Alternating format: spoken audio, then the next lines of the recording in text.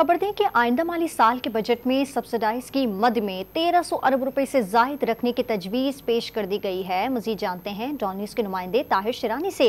ताहिर शिरानी, मजीद बताइएगा किन किन अशिया पर सब्सिडी देने की तजवीज़ है?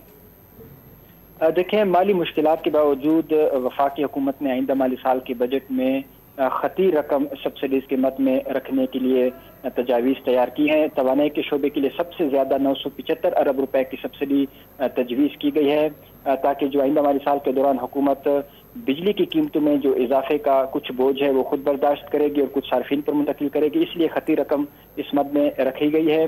बजट में ग़िज़ाई तहफ़्फ़ुज़ के लिए 56 अरब रुपए, पेट्रोलियम सेक्टर के लिए 54 अरब रुपए और यूटिलिटी स्टोर्स पर वज़ीर-ए-आज़म पैकेज जारी रखने के लिए 30 अरब रुपए की सब्सिडी मुख्तस करने की तजवीज़ दी गई है। घरेलू सार्फिन को LNG की फराहमी के लिए 30 अरब रुपए, मेरा घर मेरा पाकिस्तान के लिए 12 अरब रुपए, अटक पेट्रोलियम लिमिटेड के लिए 8 अरब, पाक अरब पाइपलाइन के लिए 5 अरब, PSO के प्राइस डिफरेंशियल क्लेम की मद में 11 अरब रुपए की सब्सिडी मुख्तस करने की तजवीज़ है।